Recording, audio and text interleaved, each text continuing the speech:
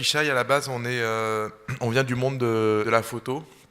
On est éditeur, on a un magazine et de photos. Et en fait, l'idée, c'était vraiment de travailler avec des auteurs, avec des jeunes auteurs et des nouveaux points de vue.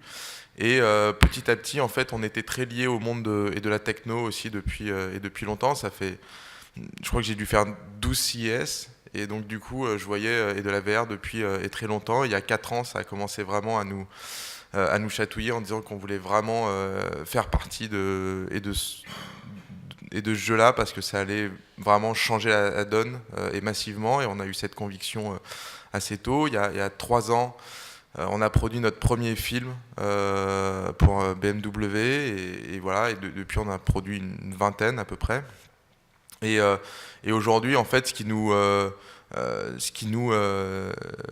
donc on est vraiment dans cette notion, parce que ça fait partie de notre ADN, de rechercher les auteurs et d'avoir les bonnes écritures. Parce qu'on est vraiment convaincu que la VR ne pourra marcher que si on a le bon contenu et qu'on arrive avec les bonnes propositions. Donc on a créé un festival pour faire la curation de ce qui se fait de mieux, qui se passe à Arles, voilà, où on fait vraiment venir les meilleurs films au monde. On a lancé des ateliers et d'écriture et de VR et de résidence pour écrire sur la VR. Et on est en train, en fait, avec un partenaire qui est Small, qui est le studio et de 3D et qui est dédié à la VR de MacGuff, d'écrire avec eux, en fait, une espèce d'encyclopédie et de la VR. C'est-à-dire qu'aujourd'hui, pour le cinéma, vous avez un certain nombre de livres ou d'ouvrages qui vous expliquent les champs, les contre-champs, ce qui marche, comment. Et dans la VR, on est au début de ça. Donc nous, on est en train, en fait, de faire cette grammaire-là et de l'écrire. Il y a des champs, il y a des plans qui marchent pas du tout en VR. Donc voilà, et quand tu imagines des films, tu te dis ça va être super, puis tu le fais, c'est juste pas bien.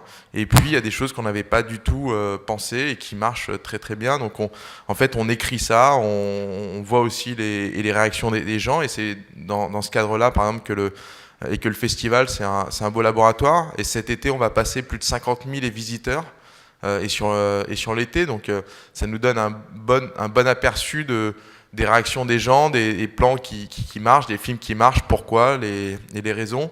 Et on est voilà. Et dans cette écriture de ce qui va faire demain et l'articulation et de la VR, mais du point de vue des auteurs. Et à côté de ça,